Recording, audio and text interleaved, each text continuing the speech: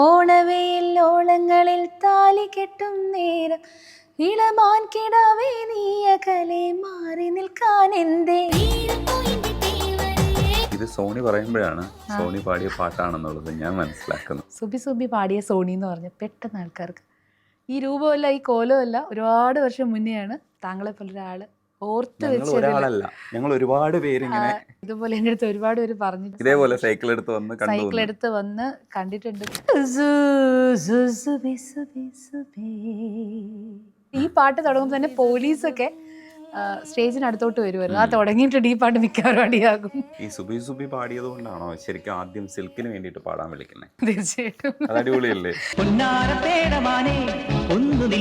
പുന്നാരപ്പേടമാനെ പുതിയ വേർഷൻ ധീരയിൽ വന്ന സമയത്ത് നിങ്ങളാണ് പാടിയെന്നുള്ളത് അത് ആർക്കും അറിയത്തില്ലല്ലോ. കെട്ടിപ്പൊടി കെട്ടിപ്പൊടിടാ കണ്ണാള കണ്ടപടി കെട്ടിപ്പൊടിടാ, അതിന്റെയൊക്കെ മലയാളം ഞാനാ പാടി. അയ്യോ അയ്യോ പൊടിച്ചിരിക്ക്, അതിന്റെ മലയാളം ഞാനാ പാടിയിരിക്കുന്നത്. ചക്കരമാവിൻ കൊമ്പത്ത്, അതും ഹിറ്റായിരുന്നു. ചക്കരമാവിൻ കൊമ്പത്ത് സോനു നിഗം സാറിനോടൊപ്പം ഒരു ഡ്യൂറ്റ് പാടാൻ പറ്റി എന്നുള്ളതാണ് അതിലെ ഞാൻ കാണുന്ന ഒരു ഭാഗ്യം. തൂമഞ്ഞിൻ നെഞ്ചിലൊതുങ്ങി മുന്നാഴി. ഒരു 18 വയസ്സായപ്പോൾ എൻ്റെ ജീവിതത്തിൽ ടേണിംഗ് പോയിന്റ് വന്നു.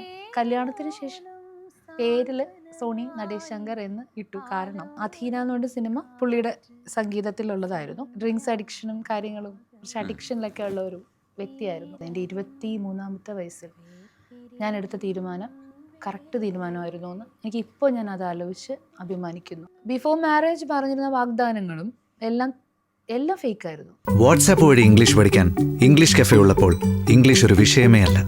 English cafe presents you the perfect English. English cafe, we present you the perfect English. WhatsApp now 9633888575. Music composer singer Soni സായിയാണ് നമുക്കിപ്പോൾ. ഹായ് സോണി. ഹായ്. എനിക്ക് ഒരുപാട് കാര്യങ്ങൾ പറയാനുണ്ട്. അതിനു മുമ്പ് ഓണവെയിൽ ഓളങ്ങളിൽ പാടിക്കൊണ്ട് നമുക്ക് തുടങ്ങാം. ഓക്കെ.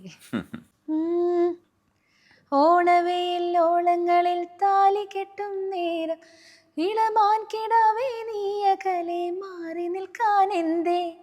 നേരം പോയെൻ്റെ തേവരെ കോലം പോയെൻ്റെ തോഴരെ കളിവാക്കും ഒളി നോക്കും മതി പൊന്നേ വന്നാട്ടേ. ഓണവെയിൽ ഓളങ്ങളിൽ താലി കെട്ടും നേരം മറിമാൻ കിടാവേ നീ അകലെ മാറി നിൽക്കാൻ എന്തേ. ഇത് സോണി പറയുമ്പോഴാണ് സോണി പാടിയ പാട്ടാണെന്നുള്ളത് ഞാൻ മനസ്സിലാക്കുന്നത്. തീർച്ചയായിട്ടും. ശരിക്കും നിങ്ങൾ സുബി സുബി സുബി പാടുന്ന ആ കാലത്ത് സാഗരയുടെ ഗാനമേള 1 സ്റ്റേജ് 2 സ്റ്റേജ് 3 സ്റ്റേജൊക്കെ പോയി കണ്ടതാണ്. കാരണം എന്ന് വെച്ചാൽ 2 ഗായകരാണ്.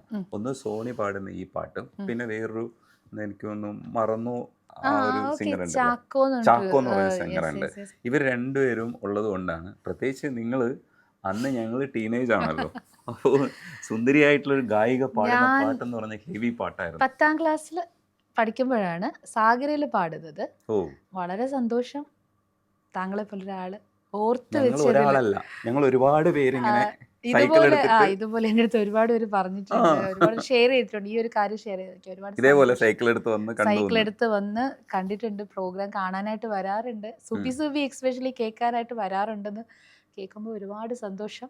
എന്നെ ഒരു പക്ഷേ സോണി എന്ന് പറയുന്നതിനേക്കാൾ കൂടുതൽ ട്രിവാൻഡ്രത്ത് ഞാൻ പഠിച്ച് മണക്കാട് സ്കൂളിൽ പഠിച്ച ആ ടൈമിൽ ഒരു ഏകദേശം 7ാം ക്ലാസ് 8, 9, 10 ഈ ഒരു ടൈമിൽ ഒരു ബ്രേക്ക് പോലും ഇല്ലാതെ പ്രോഗ്രാംസ് ചെയ്തുകൊണ്ടിരുന്ന കാലഘട്ടത്തിൽ എന്നെ ഞാനാക്കി മാറ്റിയത് സുബി സുബിയാണ്. അപ്പോൾ സുബി സുബി പാടിയ സോണി എന്ന് പറഞ്ഞ പെട്ടെന്ന് ആൾക്കാർക്ക് ഈ രൂപമല്ല ഈ കോലമല്ല ഒരുപാട് വർഷം മുന്നെയാണ്. അന്ന് ഒരുപാട് ഭാഗ്യമുള്ള അല്ലെങ്കിൽ എല്ലാവരുടെയും ജീവിതത്തിൽ നല്ല കാലഘട്ടം എന്ന് പറഞ്ഞ് ഓർത്ത് വെക്കാനുള്ള ഒരു കാലഘട്ടമായിരുന്നു എനിക്ക് ആ കാലം എന്ന് പറയുന്നത്. സുബി സുബി 2 വരിയെങ്കിലും പാടാം. എൻ്റെ ഏറ്റവും ഇഷ്ടപ്പെട്ട അലിഷ ചിനോയ് എന്ന് പറയുന്ന ഗായികയുടെ പാട്ടാണ്. എന്നാലും ഞാൻ മൈക്കിൽ അനുകരിക്കുന്ന പോലെ അത്രയും വരില്ലെങ്കിലും ശ്രമിക്കാം. യാദ് തുമ്ഹാരി ജബ് ജബ് ആയേ ഗീത് തുമ്ഹാരാ याद दिलाए यादों का गम जब दिल को सताए मेरे लबों पे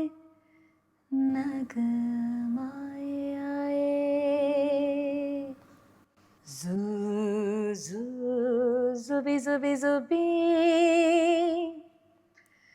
zubi zubi zubi zubi zubi zubi hey hey. ഔ, Thank ഇത് you. കേൾക്കുന്ന സമയത്തുണ്ടല്ലോ എന്തൊരു കയ്യടിയായിരുന്നു എന്നറിയാമോ. അതെ അതെ ആ ഹേ എന്ന് പറയുമ്പോ അതെ. തന്നെ പിന്നെ പിന്നെ അങ്ങോട്ട് ബീറ്റ് വരും. എനിക്കിപ്പോ ഓർമ്മ വരുന്നത് പിന്നെ ഈ പാട്ടൊക്കെ കുറച്ച് കഴിഞ്ഞപ്പോഴേക്കെ പ്രോഗ്രാം സ്റ്റോപ്പ് ചെയ്യാനായിട്ട് പാടുന്ന ഒരു പാട്ടായി മാറി. എന്താ അറിയോ? അടി ബഹളം ആകെ അടിയാണ്. ബഹളം ആകെ പ്രശ്നമാണ്. കാരണം ഡാൻസ് കളിക്കുമ്പോൾ അതെ തീർച്ചയായും ഈ സംഘാടകരുമായിട്ട് പ്രശ്നമാവും. ട്യൂബൊക്കെ എടുത്ത് അടിച്ച് അവിടെ ആകെ പിന്നെ പാട്ട് നിർത്തി വെക്കേണ്ട ഒരുപാട് പേര് ഈ പാട്ട് തുടങ്ങുമ്പോൾ തന്നെ പോലീസൊക്കെ സ്റ്റേജിനടുത്തോട്ട് വരുമായിരുന്നു. ആ തുടങ്ങിയിട്ടുണ്ട് ഈ പാട്ട് മിക്കവാറും അടിയാകും. നല്ല കാരണം നല്ല ഡാൻസ് ഓർമ്മകൾ. കളിക്കുമ്പോൾ ഗ്രൂപ്പുകൾ തമ്മിലും ഭയങ്കരമായിട്ടുള്ള പ്രശ്നം ഉണ്ടാവുമായിരുന്നു. ഇപ്പൊ കുറച്ചുകൂടെയൊക്കെ ഡാൻസ് കളിക്കാനൊക്കെ നമ്മൾ പഠിച്ചു സംഘമായിട്ട്. വ്യത്യാസമുണ്ട് കേട്ടോ. അത് പറഞ്ഞത് വലിയൊരു കാര്യമാണ്. എന്നാലും എൻ്റെ ഒരു അഭിപ്രായമാണ്. പണ്ട് പാടുമ്പോൾ ഞങ്ങളധികം കണ്ടിട്ടുള്ളത് കൊണ്ട് പറയാണ്, ഞങ്ങൾ പെർഫോം ചെയ്യാറില്ല, ഓഡിയൻസ് ആണ് പെർഫോം ചെയ്യുക. ഇപ്പൊ നേരെ തിരിഞ്ഞു, സ്റ്റേജിലാണ് പെർഫോമൻസ് കൂടുതൽ. ഇപ്പൊ പാട്ടിനേക്കാൾ കൂടുതൽ സിംഗേഴ്സ് ഇതെന്താ പറയാ പെർഫോമൻസിൽ കോൺസെൻട്രേറ്റ് ചെയ്യുന്നത് കൊണ്ട് എത്രത്തോളം പെർഫെക്ഷൻ വരും എനിക്ക് അറിയത്തില്ല. അതൊരു കഴിവാണ്. അങ്ങനെ ചെയ്യാൻ പറ്റുന്നത് വലിയൊരു ടാലന്റ് ആണ്. അതാണ് കുറെ മാറ്റങ്ങൾ വന്നിട്ടുണ്ട്. നിങ്ങൾ ഇന്നായിരുന്നെങ്കിൽ സ്റ്റേജിൽ കുറച്ചുകൂടി രസമായിട്ട് പെർഫോം ചെയ്യാൻ പറ്റും. ഇല്ല, ഞാൻ ഇപ്പോഴും അതേപോലെയാണ് ഞാൻ ചെയ്യുന്നത്. എനിക്ക് ഒരു ചേഞ്ച്, ഞാൻ കാലഘട്ടം മാറിയതനുസരിച്ച് ഒരിക്കലും മാറില്ല. ഞാൻ അന്ന് എങ്ങനെയാണ് എൻ്റെ വോയിസിലാണ് ഞാൻ എൻ്റെ ഫീലും എൻ്റെ എക്സ്പ്രഷൻസും അത് കേൾക്കുന്ന ആൾക്കാർക്ക് അത് കിട്ടിക്കോളുന്ന എനിക്ക് നല്ല കോൺഫിഡൻസ് ഉണ്ട് ഇപ്പോഴും. എന്തൊക്കെയായാലും നമ്മൾ ആ ഒരു വോയിസ് ഇമിറ്റേറ്റ് ചെയ്ത് കൊണ്ടാണ് എനിക്ക് അന്ന് 10th വെച്ചിട്ട് ലൈറ്റ് മ്യൂസിക്കിനോടൊപ്പം മിമിക്രിക്കും ഫസ്റ്റ് ഉണ്ടായിരുന്നു. 5 പേരുടെ വോയിസ് ഇമിറ്റേറ്റ് ചെയ്യുമായിരുന്നു. അങ്ങനെയാണ് പലപ്പോഴും സിനിമയിലോട്ടൊക്കെ, ഇന്നത്തെ പോലത്തെ കാലമല്ലല്ലോ, വെരി ടഫ് ടു എൻ്റർ ഒരു മൂവിയിലോട്ട്. അപ്പൊ ഇതുപോലെ സിനിമയിലൊക്കെ കയറിയത് അങ്ങനെയാണ് പറയാം. ഈ സുബി സുബി പാടിയത് കൊണ്ടാണോ ശരിക്കും ആദ്യം സിൽക്കിന് വേണ്ടിയിട്ട് പാടാൻ വിളിക്കുന്നത്? തീർച്ചയായിട്ടും അടിപൊളിയല്ലേ? അത് സത്യം. അത് എന്താ വെച്ചാലേ ഇപ്പോഴത്തെ പോലെ റിയാലിറ്റി ഷോസ് ഒന്നും അങ്ങനെ അധികം ഇല്ലല്ലോ. അപ്പോൾ ഗാനമേള തന്നെയായിരുന്നു പബ്ലിക്കിന്റെ ഏറ്റവും വലിയ ഒരു ഞാൻ ഈ സംസാരിക്കുന്നതൊക്കെ മനസ്സിലാവുന്ന നമ്മുടെ ആ ഒരു കാലഘട്ടം, അല്ലെങ്കിൽ അന്ന് ഒരു മിഡിൽ ഏജ് ഒക്കെ ആയിരുന്നവർ ഇപ്പോൾ കുറച്ച് അവർക്ക് മനസ്സിലാവും ഞാൻ ഈ പറയുന്നത്. അവരുടെ സന്തോഷം അവർ ഇന്ന് ടി വിയിലിരുന്ന് കാണുന്ന മാതിരി ലൈവ് പോയി കണ്ടിട്ടാണ് അവർ സന്തോഷിച്ചിരുന്നത് ഗാനമേളയ്ക്ക്. അപ്പോൾ ഇതുപോലെ ഈ ഒരു മോഹൻ സിത്താരങ്ങൾ ഈ പാട്ട് സുഖവാസത്തിലെ സിൽക്ക് സ്മിതയ്ക്ക് വേണ്ടി ഒരു പാട്ട് ചെയ്യുമ്പോൾ ആരുണ്ട്, അത് കൂടുതൽ പാട്ടിനേക്കാൾ കൂടുതൽ എക്സ്പ്രഷൻസ് ആണ്. അപ്പോൾ എക്സ്പ്രഷൻസ് എന്ന് പറയുമ്പോൾ ഹാ മച്ചാ ഇങ്ങനെയാണ് ആ പാട്ട് തുടങ്ങുന്നത്. ഫസ്റ്റ് ആലോചിക്കണം, അന്ന് ഈ പാട്ട് പാടുമ്പോൾ ശരിക്കും എനിക്ക് 15 വയസ്സ് അങ്ങനെ ഒരു ഏജ്, ആ ഒരു ടൈമിലാണ് ഞാൻ, അമ്മ എന്നെ സ്കൂളിൽ വന്ന് കൂട്ടിയിട്ട് യൂണിഫോമൊക്കെ ഇട്ട് തരങ്കണി സ്റ്റുഡിയോയിൽ പോയിട്ടാണ് ഞാൻ ഈ പാട്ട് പാടുന്നത്. ഇന്നും ഞാനത് ഓർക്കുന്നുണ്ട്. അപ്പോൾ ബംഗാര ബംഗാര ബംഗാരയാടുമ്പോൾ രംഗോലിയാകും നീ മുന്നിൽ എന്നൊരു പാട്ടാണ്. അപ്പോൾ ചിച്ചിക്കിട്ട് കിട്ടി ചിക്ക് ചാ ചാ ചാ, ചിച്ചിക്കിട്ട് കിട്ടി ചാ ചാ ചാ, ഈ സാധനം ഇങ്ങനെ കംപ്ലീറ്റ് ഇന്നത്തെ മാതിരി കട്ട് ചെയ്തിട്ടോ എഡിറ്റ് ചെയ്തിട്ടോ പിന്നെ ഒന്നും പാടുന്നതല്ല. അന്നത്തെ കാലഘട്ടം എന്ന് പറയുന്നത് കംപ്ലീറ്റ് ലൈവ് ഓർക്കസ്ട്ര പൊക്കോണ്ടിരിക്കുമ്പോൾ നമ്മൾ പാടണം, ആ ടൈമിൽ നമ്മൾ പാടണം. അങ്ങനെ ഒരു ഭാഗ്യം കിട്ടിയിട്ടുണ്ട്. ജോൺസൺ ഭയങ്കര ജോലിയാണ്, ടാസ്ക്കാണ്. ഒരാൾ തെറ്റിച്ചാൽ കംപ്ലീറ്റ് ഓർക്കസ്ട്രേഷൻ ചെയ്യുന്നവർ, അതിൽ ഏതെങ്കിലും ഒരു ഇൻസ്ട്രുമെൻ്റ് തെറ്റിച്ചാൽ പോലും ആദ്യം മുതലേ തുടങ്ങണം. അത് ജോൺസൺ മാഷിൻ്റെയും രാജമണി സാറിൻ്റെയും ഒക്കെ പാട്ടുകൾ. അതുപോലെ എനിക്ക് പാടാൻ ട്രാക്കൊക്കെ പാടാൻ ഭാഗ്യം കിട്ടിയിട്ടുണ്ട്. നിങ്ങൾ പുന്നാരപ്പേടമാനെ പുതിയ വേർഷൻ ധീരയിൽ വന്ന സമയത്ത് നിങ്ങളാണ് പാടിയെന്നുള്ളത് അത് ആർക്കും അറിയത്തില്ലല്ലോ. അതൊരു ഇൻഫോർമേഷൻ ആണ്. ഞാൻ ഒരു കാലഘട്ടത്തിൽ ഡബ്ബിംഗ് സിനിമകളുടെ രാജാവായിരുന്ന സിനിമയിലെ പാട്ടായിരുന്നു പുന്നാരപ്പേടമാനെ. അത് രണ്ടാമത് ധീരയിൽ വരുമ്പോഴും അതേ സാധനം തന്നെ വന്നു. കിരവാണി സാറല്ലേ എൻ്റെ പിന്നിലുള്ളത്? അതെ അതെ അതെ അതെ. അത് പറയുമ്പോൾ എന്താ വെച്ചാൽ ഡബ്ബിംഗ് സിനിമ എന്ന് പറഞ്ഞുകൊണ്ട് ഞാൻ പറയാണ്, ഇങ്ങനെ ഒരു അവസരത്തിൽ എനിക്കിത് പറയാൻ പറ്റുള്ളൂ, അതുകൊണ്ട് ആ സന്തോഷത്തിൽ പറയാണ്. കെട്ടിപ്പൊടി കെട്ടിപ്പൊടിടാ കണ്ണാള കണ്ടപടി കെട്ടിപ്പൊടിടാ, അതിൻ്റെയൊക്കെ മലയാളം ഞാനാ പാടിയിരിക്കുന്നത്. അയ്യോ പത്തിക്കിച്ച് പത്തിക്കിച്ച്, അതാ ഞാൻ പാടിയിരിക്കണേ. അയ്യയ്യോ അയ്യയ്യോ പൊടിച്ചിരിക്ക്, അതിൻ്റെ മലയാളം ഞാനാണ് പാടിയിരിക്കുന്നത്. അതോടൊപ്പം വന്ന പാട്ടാണ് ഈ പാട്ട്. പുന്നാരപേടമാനെ ഒന്ന് നില്ല്, ഏയ് പപ്പ ഹേ പപ്പ ഹേ പാപ്പ. ആ പാട്ടൊക്കെ ആ ഒരു ടൈമിൽ ഞാൻ പാടുന്നു. ഒരു 50ഓളം ഡബിങ് മൂവീസ് പാടിയിട്ടുണ്ട്. അത് പക്ഷേ ഇങ്ങോട്ട് കടന്നു വന്നപ്പോഴും ഈ അടുത്ത് കാപ്പാൻ ഐറ്റം സോങ്, കാപ്പാനിലെ ഐറ്റം സോങ് ഞാനാണ് പാടിയിരിക്കുന്നത്. ഐറ എന്ന് പറഞ്ഞ സിനിമയിൽ മേഘദൂതം പാടി വരുമോ, ആ പാട്ട് ഞാനാണ് പാടിയിരിക്കുന്നത് ഡബിങ്. അറം എന്നൊരു സിനിമയിലെ പാട്ട് ഞാനാണ് പാടിയിരിക്കുന്നത്. അങ്ങനെ ഏകദേശം ഈ അടുത്ത് വരെയും ഡബിങ് മൂവീസ് പാടുന്നുണ്ട്. പക്ഷേ ചില പാട്ടുകളൊക്കെ ഇപ്പോൾ ഹിറ്റായി വരുന്ന മാതിരി ആ പാട്ടുകൾ മുന്നോട്ട് അല്ലെങ്കിൽ ആരും അറിയാതെ പോകുന്നു. ഞാൻ മാത്രമല്ല, അങ്ങനെ ഒരുപാട് പേര് പാടുന്ന അറിയാതെ പോകുന്നുണ്ട്. ഡബിങ് ഈ ഓണവെയിൽ പോലെ തന്നെ പുന്നാരപ്പയുടെ മാനം നല്ല ഹിറ്റായ പാട്ടാണ് എന്നുള്ളത് അറിയില്ല. എനിക്കൊന്നും ആദ്യത്തെ പാട്ടിൽ MG ശ്രീകുമാരേട്ടനാണ്, രണ്ടാമത് അഫ്സലാണ് പാടിയിരിക്കുന്നത്. അതെ അതെ അതെ. അതിന്റെ version. ബോംബെ മാസ്റ്ററില് വേറൊരു ഭാഗ്യം കൂടി കിട്ടിയിട്ടുണ്ട്. ഓണവേലിനോടൊപ്പം ചക്കരമാവിൻ കൊമ്പ്, ആ ചക്രമാവിൻ കൊമ്പ്, അതും ഹിറ്റായിരുന്നു പാട്ട്. ആ പാട്ട് ഹിറ്റായിരുന്നു എന്ന് മാത്രമല്ല, ഞാൻ ഭയങ്കരമായിട്ട് ഇഷ്ടപ്പെടുന്ന സോനു നിഗം സാറിനോടൊപ്പം ഒരു ഡ്യൂറ്റ് പാടാൻ പറ്റി എന്നുള്ളതാണ് അതിലെ ഞാൻ കാണുന്ന ഒരു ഭാഗ്യം. കണക്ട് ചെയ്ത് പറയുകയാണെങ്കിൽ സോനുജീനെ ഞാൻ പരിചയപ്പെടുന്നത് ഞാൻ ഇന്ത്യൻ ഐഡൽ എന്ന് പറഞ്ഞിട്ടാണ് ആകെ ഒരു റിയാലിറ്റി ഷോയിൽ ഞാൻ പാർട്ടിസിപ്പേറ്റ് ചെയ്തിട്ടുണ്ട്. അതിലെനിക്ക് സെലക്ഷൻ ഉണ്ടായിരുന്നു. ആ സെലക്ഷൻ കിട്ടാൻ കാരണം സോനുജിയാണ് എന്നെ ഏറ്റവും കൂടുതൽ സപ്പോർട്ട് ചെയ്തത്. മലയാളികളെ ഭയങ്കര ഇഷ്ടമാണ് അദ്ദേഹത്തിന്. അന്ന് അനുമാലിക് സാറും ഫറാഖ് ഖാൻ മാമും ഉണ്ടായിരുന്നു. പക്ഷെ എന്നാലും എനിക്ക് ഏറ്റവും ഹെൽപ്പ്. പക്ഷെ അന്ന് എൻ്റെ ഒരു അവസ്ഥയിൽ അന്നെന്ന് പറയുന്നത് ഫ്ലൈറ്റ് ചാർജ് ഒക്കെ ഇന്നത്തെ മാതിരി ചീപ്പസ്റ്റ് ആയിട്ട് കിട്ടുന്നൊരു സമയമല്ല. നമ്മുടെ അഭിജിത്ത് സാവന്തൊക്കെ വിൻ ചെയ്ത ഒരു സീസണാണ്. അപ്പോൾ പെട്ടെന്ന് നമ്മൾ അവിടെ നിന്ന് ട്രാവൽ ചെയ്ത് ഇവിടെ എത്തി, ബോംബെയിലെത്തി, ഷൂട്ടിനൊക്കെ വരണമായിരുന്നു. ഞാൻ 2-3 ഷൂട്ടൊക്കെ കഴിഞ്ഞ ശേഷം എന്നെ കൊണ്ട് പറ്റാത്തൊരു സാഹചര്യം ആയതുകൊണ്ട് ഞാനതങ്ങ് ഡ്രോപ്പ് ചെയ്തു. പക്ഷെ എൻ്റെ ആഗ്രഹം സഫലമായി. എനിക്ക് സോനുജിയെ കാണാൻ പറ്റി. സോനുജി എന്നെ ഇപ്പം കണ്ടാലും തിരിച്ചറിയുന്നത് എന്നുള്ളൊരു സന്തോഷമുണ്ട് എനിക്ക്. കാരണം ആ സമയത്ത് സ്വരലയ അവാർഡ് വാങ്ങാനായിട്ട്, ഗന്ധർവ സംഗീതത്തിൻ്റെ അവാർഡ് വാങ്ങാനായിട്ട് അദ്ദേഹം വന്നപ്പോൾ ബാക്ക് സ്റ്റേജിൽ എന്നെ കണ്ടിട്ട് ഇങ്ങോട്ട് വന്ന് കൈ തന്ന് സംസാരിച്ചു. എനിക്ക് ഇതൊക്കെയാണ് എൻ്റെ ഏറ്റവും വലിയ സന്തോഷം. അവാർഡ് കിട്ടുന്ന അത് ഇത് സത്യമായ കാര്യമാണ്. കാരണം അവിടെ ഒരുപാട് പ്ലേബാക്ക് സിംഗേഴ്സ് ഉണ്ടായിരുന്നു. അപ്പൊ അവരവിടെ നിന്ന സമയത്ത് എന്നെ ഞാൻ മാറി നിന്നു. ഞാൻ അങ്ങനെ ഒരാളാണ്, എനിക്ക് ഇടിച്ചു കയറി പോകാൻ അറിയാത്ത ഒരാളാണ്. അത് എനിക്ക് ഫീൽഡിൽ കുറച്ച് പ്രശ്നങ്ങൾ വരുത്തിയിട്ടുണ്ട്. അത് എൻ്റെ തെറ്റാണ്. ഇടിച്ചു കയറുക എന്നുള്ളതാണ് നമ്മുടെ വേണ്ട ഒരു കാര്യം. അപ്പോൾ ഇദ്ദേഹം എന്നെ കണ്ടു. സോനിജി ക്യാ കരേ യഹാ പേ എന്ന് പറഞ്ഞിട്ട് അദ്ദേഹം ഇങ്ങോട്ട് വന്നിട്ടാണ് എനിക്ക് കഴിയുന്നത്. അതെനിക്ക് എൻ്റെ ഏറ്റവും വലിയ ഇത് പല സ്ഥലത്തും പറഞ്ഞിട്ടുണ്ട്. ചക്കരമാവിൻ കൊമ്പത്ത് കുത്തിയിരിക്കണ തത്തമ്മേ, ഒരു പച്ചില കുത്തി കാര്യം ചൊല്ലും കന്നിത്തത്തമ്മേ, തിരുവാതിര മഞ്ഞലയിൽ ധനുമാസ നിലാവലയിൽ മലനാടിനെ ഓർത്തു വിതുമ്പിയൊരീണം നീ പകരൂ.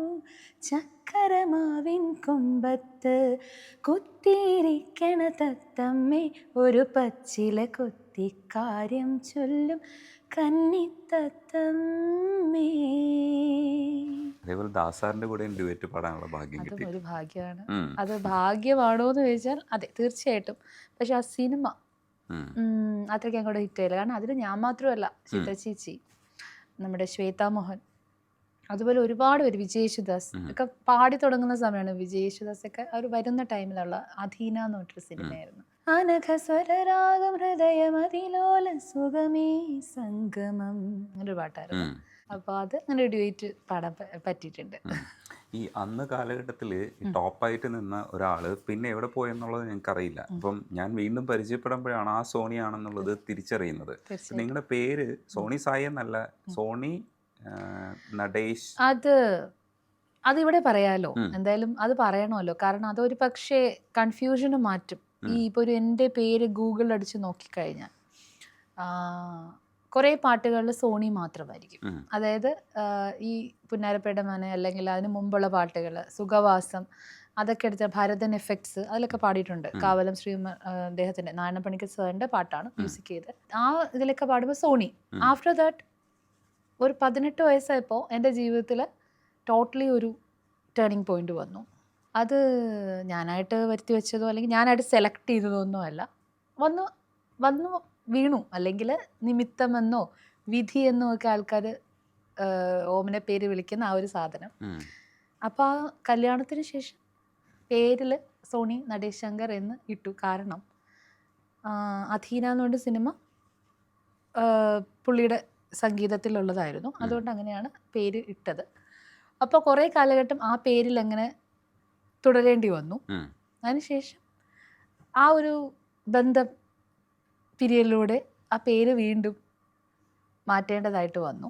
അപ്പോൾ അങ്ങനെ ഇരുന്ന സമയത്താണ് ഓണവെയിൽ ഓളങ്ങളിൽ ഞാൻ പാടുന്നത്. കുറേ കാലം ഒരു ബ്രേക്ക് അടിക്കേണ്ടി വന്നു. ഇതിൻ്റെയൊക്കെ ഒരു കുറച്ച് പ്രശ്നങ്ങളും വിഷമങ്ങളും അല്ലെങ്കിൽ ആ ഒരു ബുദ്ധിമുട്ടുകൾ കാരണം ബ്രേക്ക് വന്നുപോയി. കാരണം നമ്മളൊരു നല്ല ഹൈപ്പിൽ നിൽക്കുന്ന സമയത്ത് അതിൽ നിന്നും ഒരു പെട്ടെന്നൊരു ചേഞ്ച് വരുമ്പോൾ, പ്രത്യേകിച്ച് ചെറിയൊരു ഏജിൽ അത്യാവശ്യം നല്ല അവാർഡ്സൊക്കെ ചെറിയ പ്രായത്തിൽ തന്നെ കമറ ഫൗണ്ടേഷൻ അവാർഡ് രാഷ്ട്രപതിയിൽ നിന്നൊക്കെ വാങ്ങി സ്റ്റേറ്റ് ലെവൽ ഫസ്റ്റ് നല്ല രീതിയിൽ ഇങ്ങനെ പൊയ്ക്കൊണ്ടിരുന്നപ്പോഴാണ് പെട്ടെന്ന് ഇങ്ങനെ ഒരു അവസ്ഥ വന്നത്.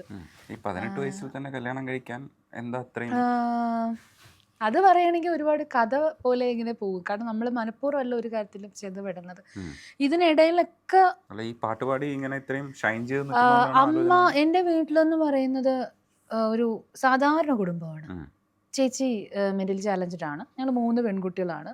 സിസ്റ്റർ അനിയത്തി എന്ന് പറയുന്ന അന്ന് കുഞ്ഞാണ് പഠിച്ചുകൊണ്ടിരിക്കുന്നത്. ഭയങ്കര വലിയൊരു കുടുംബം ആയിരുന്നില്ല. ഞാൻ പ്രോഗ്രാമിന് പോയിട്ട് തന്നെയാണ് ഞാൻ എൻ്റെ വീടിൻ്റെ കാര്യങ്ങളൊക്കെ നോക്കിയിരുന്നത്. അത്യാവശ്യം ഞാൻ പഠിച്ചതും അല്ലെങ്കിൽ ഞാൻ നല്ലൊരു രീതിയിലേക്ക് എൻ്റെ കുടുംബത്തിനെ ഇങ്ങനെ ബിൽഡപ്പ് ചെയ്ത് വന്നുകൊണ്ടിരുന്നത് എല്ലാവർക്കും അറിയുന്ന കാര്യമാണ്. എന്നെ അറിയുന്ന എല്ലാവർക്കും അറിയുന്ന കാര്യമാണ് എത്ര എഫേർട്ടാണ് ഞാൻ കൊച്ചു നാൾ മുതലേ എടുത്തിരുന്നു എന്നുള്ളത്. അതിനോടൊപ്പം തന്നെയാണ് സംഗീതം ഒരു സൈഡിൽ കൂടി കൊണ്ടുവന്നിരുന്നത്. ഞാൻ എൻ്റെ സക്സസ്സിലോട്ട് ഇങ്ങനെ വന്നുകൊണ്ടിരുന്നത്.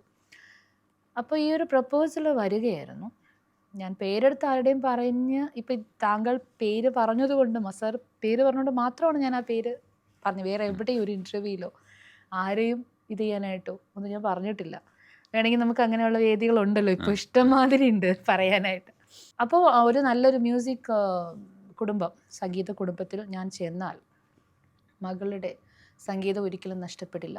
അത് ഒരു ഒരു സപ്പോർട്ടായിരിക്കും എന്നൊക്കെ വിചാരിച്ച് വിവാഹം കൊണ്ടുവന്ന ആൾക്കാർ പറഞ്ഞതനുസരിച്ചിട്ട്, അല്ലെങ്കിൽ ഒരിക്കലും മീഡിയേറ്റർ ഉണ്ട്, അവരെയും ഞാൻ ഇതിനകത്തേക്ക് വലിച്ച് ഇടുന്നില്ല. അവർ മറ്റ് സുഖമായിട്ട് അല്ലെങ്കിൽ ഒരു കുടുംബമായിട്ട് അവർ കഴിഞ്ഞോട്ടെ. വെറുതെ ആവശ്യമില്ലാതെ നമ്മൾ ആരെയും പേര് പറഞ്ഞ് ഇത് ചെയ്യുന്നില്ല. അവിടെയൊക്കെ ഒരു ഇൻഫ്ലുവൻസ് ഉണ്ട്. കാരണം ഒരു 17-18 വയസ്സുള്ള കുട്ടിക്ക് ഒരു ഉറച്ച തീരുമാനം എടുക്കാനുള്ള ഒരു കഴിവൊന്നുമില്ല. അവരെ അങ്ങോട്ടൊരു കാര്യം പറഞ്ഞിട്ട് ബ്രെയിൻ വാഷ് ചെയ്യുകയാണെങ്കിൽ അങ്ങോട്ട് പോകും, ഇങ്ങോട്ട് തീർച്ചയായിട്ടും പോകും. അത് ഇപ്പോൾ അതിലും കുറച്ചുകൂടി മെച്യൂരിറ്റി കുറവായിരിക്കും ഇപ്പോഴത്തെ കുട്ടികൾക്ക്. അന്ന് ഞാൻ കുറച്ചെങ്കിലും കുടുംബം നോക്കുന്നു, റെസ്പോൺസിബിലിറ്റി ഉള്ളതുകൊണ്ട് കുറച്ച് മെച്യൂറായിരുന്നു. എന്നിട്ട് പോലും എപ്പോഴും എനിക്കൊരു വീക്ക്നെസ് ഉണ്ട്. ഞാൻ സ്നേഹത്തിൻ്റെ മുന്നിൽ കീഴ്പ്പെട്ടു പോകും. അത് സുഹൃത്ത് വലയമാവട്ടെ, സഹോദര സ്നേഹമാവട്ടെ, എന്നെ ആരെങ്കിലും സ്നേഹിച്ചാൽ അവിടെ മാത്രമേ എന്നെ തോൽപ്പിക്കാൻ പറ്റുള്ളൂ. എന്നെ വേറെ ആർക്കും എവിടെയും തോൽപ്പിക്കാൻ പറ്റില്ല. അവിടെ അങ്ങനെ തോറ്റുപോയതാണ് ആ ബന്ധങ്ങളുടെ മുമ്പിൽ തോറ്റിട്ടാണ് ഞാൻ ഈ ഒരു വിവാഹത്തിൽ ചെന്നെത്തുന്നത്. അല്ലാതെ എൻ്റെ ഇഷ്ടത്തിന് ഞാൻ സെലക്ട് ചെയ്ത ഒരു കല്യാണമല്ല. പക്ഷെ എൻ്റെ കുടുംബത്തിലെ ആൾക്കാർ വിചാരിച്ചത് ഞാൻ അതോടുകൂടി സേഫ് ആകും. അവരായിട്ട് ഇങ്ങോട്ട് താല്പര്യപ്പെട്ട് വന്നതാണ്, എൻ്റെ സംഗീതം ഒരിക്കലും പോവില്ല എന്ന് വിചാരിച്ചു. പക്ഷെ മറിച്ചാണ് സംഭവിച്ചത്. ഏകദേശം ഒരു ഭരതം സിനിമ ഒരു സ്റ്റൈലായിരുന്നു. കാരണം അങ്ങോട്ട് ചെന്ന് കഴിഞ്ഞപ്പോൾ പിന്നെ ഈ പറഞ്ഞ മാതിരി കല്യാണം കഴിച്ച് കൊണ്ടുവരൊന്നും പിന്നെ സപ്പോർട്ടില്ല. പ്രശ്നങ്ങൾ ആയി, ഡ്രിങ്ക്സ് അഡിക്ഷനും കാര്യങ്ങളും, കുറച്ച് അഡിക്ഷനിലൊക്കെ ഉള്ള ഒരു വ്യക്തിയായിരുന്നു. അപ്പോഴൊന്നും ആരും എൻ്റെ സപ്പോർട്ട് നിൽക്കാനോ അല്ലെങ്കിൽ അതിൽ നിന്ന് എങ്ങനെ എന്നെ രക്ഷിക്കാമെന്നോ ഒന്നും ആരും ഒന്നും നിന്നില്ല കൂടെ. അപ്പോൾ പിന്നെ എനിക്ക് എൻ്റെതായ വഴി സ്വീകരിച്ചു. ഇതിനിടയിൽ എനിക്ക് 2 കുഞ്ഞുങ്ങളായി. അതിനെ നമുക്കൊരു വിധി എന്നുള്ള പേര് തന്നെ പറയാം. 2 ആൺകുട്ടികളാണ്. അപ്പോൾ അവർ വളരെ ചെറുതായിരുന്നപ്പോൾ തന്നെ എനിക്ക് ഈ ഒരു കാര്യം ഡിവോഴ്സ് എന്ന് പറയുന്ന തീരുമാനത്തിലേക്ക് എനിക്ക് എടുത്തിട്ടുണ്ട്. അവിടെ മാത്രമാണ് ഞാൻ പക്വതയായിട്ട് തീരുമാനമെടുത്തതെന്ന് ഇന്നും ഞാൻ വിശ്വസിക്കും. എൻ്റെ തീരുമാനം വളരെ നല്ല തീരുമാനമായിരുന്നു. എൻ്റെ 23-ാമത്തെ വയസ്സിൽ ഞാൻ എടുത്ത തീരുമാനം കറക്റ്റ് തീരുമാനമായിരുന്നു എന്ന് എനിക്കിപ്പോൾ ഞാൻ അത് ആലോചിച്ച് അഭിമാനിക്കുന്നു. അതുകൊണ്ട് ഇന്ന് എനിക്ക് അവരെ ഒറ്റയ്ക്ക് വളർത്തി നല്ലൊരു പൊസിഷനിൽ എത്തിക്കാനും സംഗീതത്തിൻ്റെ പാതയിലേക്ക് എൻ്റെ രണ്ടാമത്തെ മകൻ വളരെ നല്ല രീതിയിൽ ഉയർന്നു വരികയും ചെയ്യുന്നുണ്ട്. എനിക്ക് സപ്പോർട്ട് ചെയ്യുന്നുണ്ട്. ഇപ്പോൾ ഞാൻ സംഗീത സംവിധാനം എന്ന് പറഞ്ഞല്ലോ, അത് ചെയ്യുമ്പോഴൊക്കെ എനിക്ക് സപ്പോർട്ടാണ്. സായി ശരൺ, ശിവാശരൺ, അങ്ങനെ അവരുടെ പേര് പറഞ്ഞാൽ അവർക്ക് അഭിമാനമാവും. കാരണം ഇത്രയും കാലം ഞാൻ എന്തായാലും ഈ ഒറ്റയ്ക്കുള്ള ഈ യാത്രയിൽ അവർക്കൊരു മാതൃകയായി തന്നെയാണ് മുന്നോട്ട് പോയിക്കൊണ്ടിരിക്കുന്നത്. ഫൈറ്റ് ചെയ്യുന്നുണ്ട്. നേരത്തെ പറഞ്ഞ ഇത്രയും പാട്ടുകൾ പാടിയിട്ടും ഇതൊക്കെ ചെയ്തിട്ടും സംഗീത സംവിധാനം ചെയ്തിട്ടും ഒരുപാട് അച്ചീവ്മെൻറ്റ്സ് എൻ്റെ ലൈഫിൽ വന്നിട്ടും ആരും തിരിച്ചറിയാതെ പോകുന്ന ഈ ഒരു ഇതിലും ഞാൻ കുറച്ചെങ്കിലും സന്തോഷമായിട്ടിരിക്കുന്നുണ്ടെങ്കിൽ ഒരു സൈഡിൽ കൂടി ഞാൻ ഫൈറ്റ് ചെയ്തുകൊണ്ടിരിക്കുന്നുണ്ട്. അവിടെയാണ് നമുക്കൊരു ബലം തരുന്നത്. 23 വയസ്സിൽ പുറത്തു വരിക എന്ന് പറയുന്നത്, സെപ്പറേറ്റഡ് ആവുക എന്ന് പറയുന്നത് ചെറിയ കാര്യമല്ല. അപ്പോൾ ആ തീരുമാനം എടുക്കുമ്പോൾ ശരിക്കും കയ്യിൽ ഈ പാട്ടൊക്കെ ഉണ്ടായിരുന്നോ ആ സമയത്ത്? ഫീൽഡിൽ പാട്ട് മാത്രമേ ഉണ്ടായിരുന്നുള്ളൂ എൻ്റെ ഉള്ളിൽ. എനിക്ക് വേറെ ഒന്നും, ബാക്കി ഞാൻ അതുവരെ സമ്പാദിച്ച കുറച്ച് കാര്യങ്ങളുണ്ടല്ലോ, മെറ്റീരിയൽ ആയിട്ടുള്ള കുറച്ച് കാര്യങ്ങൾ, അതെല്ലാം തന്നെ ഈ കല്യാണത്തോടൊപ്പം തന്നെ എനിക്ക് നഷ്ടപ്പെടുകയും കൂടി ഉണ്ടായി. ഒരുപാട് നഷ്ടങ്ങൾ എനിക്കുണ്ടായി. പക്ഷെ പിന്നെ ഞാൻ നോക്കുമ്പോൾ ബിഗ് സീറോ, ഫ്രണ്ടിൽ ഒരു ഡാർക്ക്നെസ് ആൻഡ് കയ്യിൽ 1 വയസ്സും 3 വയസ്സുള്ള 2 കുഞ്ഞുങ്ങളും, വീട്ടിൽ പഴയ അവസ്ഥ തന്നെ. അനിയത്തിയും ഏകദേശം ഒന്ന് ഡിഗ്രി ആ ഒരു ലെവലൊക്കെ ആയി വരുന്നതേ ഉള്ളൂ. പക്ഷെ എൻ്റെ ഈ ഒരു ഇത് കൊണ്ടായിരിക്കാം എൻ്റെ അനിയത്തിക്ക് നല്ലൊരു ഭാവി ഉണ്ടായി. കാരണം എത്രത്തോളം പ്രശ്നങ്ങൾ കുടുംബത്തിലുണ്ടാവും അത്രത്തോളം അപ്പുറത്തെ സൈഡ് ഭയങ്കരമായിട്ട് കെയർ ചെയ്യും അവർ. കെയർ ചെയ്യും, അല്ലെങ്കിൽ ഇതുപോലെ നമ്മൾ കൂടുതൽ പഠിക്കണം, നന്നായി പോകണം, അല്ലെങ്കിൽ നല്ല രീതിയിൽ അങ്ങനെ ആയിട്ട് എന്തായാലും എൻ്റെ അനിയത്തിക്ക് നല്ലൊരു ലൈഫ് എനിക്ക് ഉണ്ടാക്കി കൊടുക്കാൻ പറ്റി. മാത്രമല്ല ഞാനിപ്പോഴും വിശ്വസിക്കുന്നത്, ഞാനൊരു പോസിറ്റീവ് സൈഡ് പറയുകയാണ്, നമ്മുടെ പ്രശ്നങ്ങളില്ലേ, നമുക്ക് പ്രശ്നങ്ങൾ തരുന്നത് ഭാഗ്യമായിട്ട് കാണണം. അപ്പോൾ നമ്മുടെ കഴിവ്, കുറച്ച് കഴിവ് ഉണ്ടെങ്കിലും ആ കഴിവിനെ നമ്മളിങ്ങനെ ഊതി ഊതി ഊതി ഊതി ഇത് വലുതാക്കി സാധാരണ ഒരു വെറും സിംഗറായിട്ടിരുന്ന ഞാൻ ലിറിക്സ് എഴുതാൻ തുടങ്ങി, മ്യൂസിക് ചെയ്യാൻ തുടങ്ങി, 4-5 സിനിമകൾ മ്യൂസിക് ചെയ്തു. അടുത്ത് തന്നെ ഇപ്പോൾ മ്യൂസിക് ചെയ്യാൻ പോകുന്നു, വേറൊരു സിനിമ. എന്നാലും നിസ്സാരമല്ല കേട്ടോ, സ്ട്രഗ്ലിംഗ് എന്ന് പറയുന്ന ഒരു വലിയ സംഭവം തന്നെയാണ്. ഞാനിങ്ങനെ കരയാൻ ഇഷ്ടപ്പെടാത്ത ഒരാളായതുകൊണ്ടായിരിക്കാം, പ്രത്യേകിച്ചും ഇങ്ങനെ ഒരു ക്യാമറയുടെ മുമ്പിലും സമൂഹത്തിന് മുമ്പിലൊന്നും കരയാൻ എനിക്ക് അത്ര ഇഷ്ടമല്ല.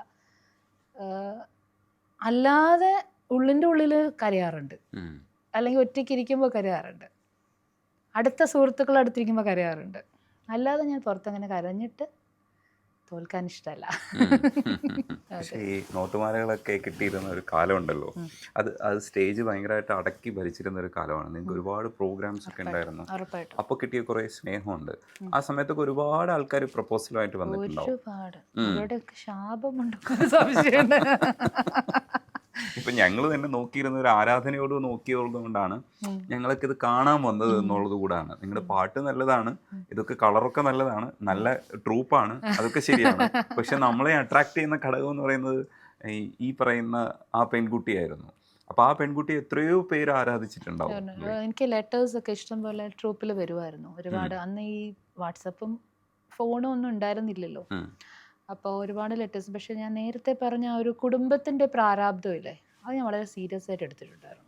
അന്നും ഇന്നും ഞാൻ ആഗ്രഹിക്കുന്ന ഒരു കാര്യമുണ്ട്, ഞാൻ കാരണം എൻ്റെ ഫാമിലിക്കോ അല്ലെങ്കിൽ മറ്റ് ആർക്കെങ്കിലോ ഒരിക്കലും ഒരു ബാഡ് നെയിം വരരുതെന്ന് ഞാൻ ഭയങ്കരമായിട്ട് ശ്രദ്ധിക്കുന്ന ഒരാളായിരുന്നു. അത് ഇന്നല്ല, അന്നേ, ആ ചെറുപ്പകാലം മുതലേ. പക്ഷെ കുട്ടിത്തത്തിലുണ്ടാവുന്ന ഈ പറയുന്ന അട്രാക്ഷൻ എന്ന് പറയുന്ന സംഭവത്തിനും അല്ലെങ്കിൽ അങ്ങനെ വരുന്ന ഒരു ഇതിൽ കുട്ടികളിലൊക്കെ ഒരുപാട് ആൾക്കാർക്ക് പലതും പറയാമല്ലോ, കഥകളുണ്ടാക്കി പറയാം ഇഷ്ടപ്പെടും. കാരണം ഞാൻ ഇച്ചിരി അല്ല, നല്ലോണം ചട്ടപ്പിയായിരുന്നു. 1 പറഞ്ഞാൽ 2 അപ്പം തന്നെ റിപ്ലൈ കൊടുക്കുന്ന ഒരാളായിരുന്നു.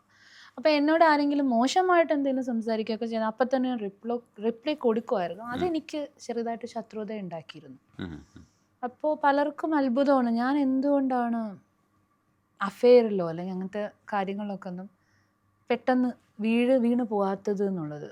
അഫെയറൊക്കെ വന്നിട്ടുണ്ട്, അതിൻ്റെയൊക്കെ ഒരു ഭാഗമാണ് ഒരു പക്ഷേ നമ്മുടെ ജീവിതമൊക്കെ ഇങ്ങനെ ആയി പോകുന്നത്. ചില വാശികൾ, ചില വൈരാഗ്യങ്ങൾ, തീരുമാനങ്ങൾ എടുക്കുമ്പോൾ ബുദ്ധിയില്ലാതെ അവിടെ ഉണ്ടാകുന്ന ദേഷ്യത്തിന് ഇപ്പുറത്തൊരു തീരുമാനം റോങ് ആയിട്ട് എടുക്കുക, ഇങ്ങനെയുള്ള കാര്യങ്ങളൊക്കെ ആരെങ്കിലുമൊക്കെ ഇനി ചെയ്യാൻ ഉദ്ദേശിക്കുന്നുണ്ടെങ്കിൽ ആരും ചെയ്യരുതെന്നുള്ളതാണ് എൻ്റെ അഡ്വൈസ്. കാരണം നമ്മൾ ലൈഫിൽ ഒരാളുടെ എന്തെങ്കിലും ദേഷ്യം ഉണ്ടെങ്കിൽ ആ ദേഷ്യം തീർക്കാൻ ഇപ്പുറത്തൊരു റോങ് ഡെസിഷൻ. ഞാൻ പിന്നീട് എവിടെയൊക്കെയോ വായിച്ചു, നമ്മൾ ഭയങ്കര പ്രശ്നത്തിലിരിക്കുമ്പോഴും ടെൻഷനിലിരിക്കുമ്പോഴും തീരുമാനങ്ങൾ എടുക്കരുതെന്ന്. പക്ഷെ പിന്നീടാണ് വായിച്ചത്, അപ്പോഴൊന്നും വായിക്കാൻ കിട്ടിയില്ലായിരുന്നു. ഈ വിവാഹത്തിന്റെ പോയിന്റിലും അങ്ങനെ ഒരു ഡിസിഷൻ ഉണ്ടായിരുന്നു. യെസ് യെസ്, തീർച്ചയായിട്ടും ഒരു അഫയറിനെ മറികടക്കാൻ അങ്ങനെ ഒരു തീരുമാനത്തിലേക്ക് ഉണ്ടായിരുന്നു. അതാണ് റോങ് ഡിസിഷൻ. അത് റോങ് ഡിസിഷനാണത്. റോങ് ഡിസിഷൻ എന്നുള്ളതല്ല, അത് നമ്മുടെ ഒരു ഇപ്പോഴത്തെ ആൾക്കാർ വളരെ ഈസി ആയിട്ട് പറയുന്ന ഒരു വാക്കുണ്ട്, തേച്ചിട്ട് പോയി എന്ന് പറയും. അപ്പോൾ ചിലർ തേച്ചിട്ട് പോവുക എന്ന് പറയുന്നൊരു കാര്യം തമാശയായിട്ട് പറയുമ്പോൾ അതിനൊരുപാട്, അതായത് ആരുടെയും അഫെയറിൽ ആരുടെ ഇതിൽ വീഴാതെ വളരെ സ്ട്രോങ് ആയിട്ട് ഒരു ലൈഫിനെ സീരിയസ് ആയിട്ട് വലിയ വലിയ മോഹങ്ങൾ കൊണ്ട് നടന്ന ഒരു കൊച്ചു പെൺകുട്ടിയുടെ അടുത്ത് വളരെ വെറുതെ ആ വാശിക്ക് വേണ്ടിയിട്ട് കൂട്ടുകാരുടെ അടുത്തൊക്കെ പറഞ്ഞിട്ടുണ്ടാവും, ആ കാണിച്ചു തരാം, ഞാൻ വീഴ്ത്തി കാണിച്ചു തരാം എന്നുള്ളൊരു തമാശയ്ക്കോ എന്തിൻ്റെയൊക്കെ പേരിൽ അങ്ങനെയൊക്കെ അവരെ വളരെ ആഗ്രഹങ്ങൾ കൊടുത്തതിന് ശേഷം പെട്ടെന്ന് ഒരു സുപ്രഭാതത്തിൽ ഒന്നും പറയാതെ പെട്ടെന്ന് അങ്ങ് പോവാന്നൊക്കെ പറയുമ്പോൾ ആ ഒരു കൊച്ചു മനസ്സിൽ ചിലപ്പോൾ ഡിപ്രഷൻ എന്നൊക്കെ ഇന്ന് കുറച്ച് കൂടുതലാണ് ഡിപ്രഷൻ എന്നുള്ള വാക്ക്. പക്ഷെ എനിക്ക് ഡിപ്രഷനും അങ്ങനെയുള്ള കാര്യങ്ങളൊന്നും അല്ല വന്നത്, എനിക്ക് വാശിയാണ് വന്നത്. ഞാൻ പറഞ്ഞല്ലോ നേരത്തെ, എനിക്ക് തോക്കുക എന്നുള്ള സംഭവമില്ലേ, അഭിമാനത്തിൽ തോക്കുക എന്നാണ് പറയണത്. ഞാൻ വലിയ ആളായിട്ട് അഹങ്കരിച്ച് പറയുന്നതല്ല, അഭിമാനം വിട്ട് കളിക്കാൻ പറ്റില്ല, ആടെ മുമ്പിൽ അങ്ങനെ പറ്റില്ല. അതുകൊണ്ടായിരിക്കാം സെയിം സമയത്താണ് പ്രപ്പോസൽ വന്നത്, സെയിം സമയം. അപ്പോൾ എനിക്ക് ഒരു പക്ഷേ ഒരു എസ്കേപ്പിസം കൂടി ആയിരിക്കാം നമ്മൾ ഒരു ഡിസ്റ്റൻസ്, ആ ഒരു സാഹചര്യം, ആ ഒരു ഇതിൽ നിന്നൊക്കെ ഒരു ഡിസ്റ്റൻസ് വന്നാൽ മേ ബി നമുക്കൊരു ചേഞ്ച് വരും. പ്ലസ് പുതിയൊരു അടുത്ത സ്റ്റെപ്പ് എടുക്കാം, നല്ലൊരു സ്റ്റെപ്പ് എടുക്കാം എന്നൊക്കെ. പക്ഷെ ആ സ്റ്റെപ്പ് എടുത്തപ്പോഴുള്ള പ്രതീക്ഷകളെല്ലാം ബിഫോർ മാരേജ് പറഞ്ഞിരുന്ന വാഗ്ദാനങ്ങളും എല്ലാം ഫേക്കായിരുന്നു. ഒരുപാട് കള്ളത്തരങ്ങൾ. ഏജ് പറഞ്ഞത് കള്ളമായിരുന്നു, വളരെ ഡിഫറൻസ് ഉണ്ടായിരുന്നു. പ്രൊഫഷനെ കുറിച്ച് പറഞ്ഞത് കള്ളത്തരം ഉണ്ടായിരുന്നു. സെറ്റിൽഡ് ആണെന്ന് പറഞ്ഞത് കള്ളത്തരമായിരുന്നു. എൻ്റെ അമ്മ അല്ലെങ്കിൽ എൻ്റെ വീട്ടിലെല്ലാവരും വിചാരിക്കുന്നത് അതാ ഒരു മകനെത്തി എൻ്റെ മകളോടൊപ്പം തന്നെ ഒരു കുടുംബത്തിനെ നോക്കി നിർത്താൻ ഒരു സ്ട്രോങ് ആയിട്ടുള്ള ഒരാളെത്തി എന്നുള്ള സന്തോഷത്തിൽ നിൽക്കുമ്പോൾ നേരെ മറിച്ച് സംഭവിക്കുമ്പോൾ ഉണ്ടാകുന്ന ഒരു അപകടം ഒരു സാധാരണ കുടുംബത്തിന് താങ്ങാൻ പറ്റത്തില്ല. പ്രത്യേകിച്ചും ഞാനായിരുന്നല്ലോ നെടുംതൂണ് ആ കുടുംബത്തിൻ്റെ. അപ്പോൾ ആ ഒരു നെടുംതൂണിനെ മൊത്തത്തിൽ ബ്രേക്ക് ചെയ്തുകൊണ്ടാണ് എല്ലാം സംഭവിക്കുന്നത്. എൻ്റെ അമ്മയോ അച്ഛനോ സെൽഫിഷോ അല്ലെങ്കിൽ എൻ്റെ ഫാമിലി സെൽഫിഷ് ആയിരുന്നെങ്കിൽ അവരങ്ങനെ ഒരു തിരിച്ച് ചിന്തിക്കാം. ആ ഏജിൽ എന്നെ കല്യാണം കഴിപ്പിച്ചുകൊണ്ട് കാര്യം ഉണ്ടായിരുന്നില്ല, അവർ സെൽഫിഷ് അല്ലായിരുന്നു. അതുകൊണ്ടാണ് എൻ്റെ ഭാവി നന്നാവട്ടെ എന്ന് വിചാരിച്ചത്. അല്ലെങ്കിൽ ഞാനായിരുന്നല്ലോ അവിടെ ഇൻകം കൊണ്ടുവരുന്ന ഒരേ ഒരു വ്യക്തി ആയിരുന്നു ഞാൻ. അത് അങ്ങനെ സംഭവം. ഇനി പാട്ട്, മ്യൂസിക് ചെയ്ത പാട്ട് തന്നെ പാടും. ഇപ്പൊ മൃദുല ഇപ്പൊ പാടിയില്ല ഒരു പാട്ട്, സാന്ദ്രമാ രാത്രിയിൽ, അത് പാടാം. ഓക്കെ, ഈ പാട്ട് രണ്ടുപേര് പാടിയിട്ടുണ്ട്. അപ്പോൾ എനിക്ക് ഏറ്റവും സന്തോഷം തോന്നിയത് മൃദുലയ്ക്കും പ്രദീപ് സോമസുന്ദരം ജിക്കും. അദ്ദേഹം രണ്ടുപേർക്കും ഭയങ്കര ഇഷ്ടപ്പെട്ടു പാട്ട്. പ്രദീപേട്ടനെ കുറിച്ച് പറയുകയാണെങ്കിൽ അദ്ദേഹം രവീന്ദ്രൻ മാഷ്, ജോൺസൺ മാഷ് ഒരുപാട് പേരോടെ സഹകരിച്ച ഒരു സിംഗറാണ്. പിന്നെ അല്ല, എനിക്ക് അത് മാത്രമേ അറിയണ്ടായിരുന്നുള്ളൂ. പക്ഷെ അദ്ദേഹം ഇങ്ങനെ ഒരു സ്റ്റോറി പറഞ്ഞപ്പോഴാണ് എത്രയോ പാട്ടുകൾ അദ്ദേഹം രവീന്ദ്രൻ മാഷിന്റെയും ജോൺസൺ മാഷിന്റെയും ഒക്കെ ട്രാക്ക് പാടിയിട്ടുണ്ട്. അല്ലാതെ സിനിമയിലും അത് പാട്ടുകൾ വന്നിട്ടുണ്ട്. അപ്പം അങ്ങനെ ജ്ഞാനമുള്ള ഒരാളെ നമ്മുടെ പാട്ട് നല്ലതാണെന്നും വളരെ നല്ലതാണെന്നും ഇങ്ങനെ എടുത്ത് പറയുമ്പോൾ ഭയങ്കര ഹാപ്പി ആയിട്ട് പോയി. സാന്ദ്രമാ രാത്രിയിൽ ഹിമവർഷമുതിരും നിലാവിൽ, സാന്ദ്രമാ രാത്രിയിൽ ഹിമവർഷമുതിരും നിലാവിൽ, ഷാരോണിലെ പനിനീർ പൂക്കളെ, ഷാരോണിലെ പനിനീർ പൂക്കളെ, നിങ്ങളറിഞ്ഞോ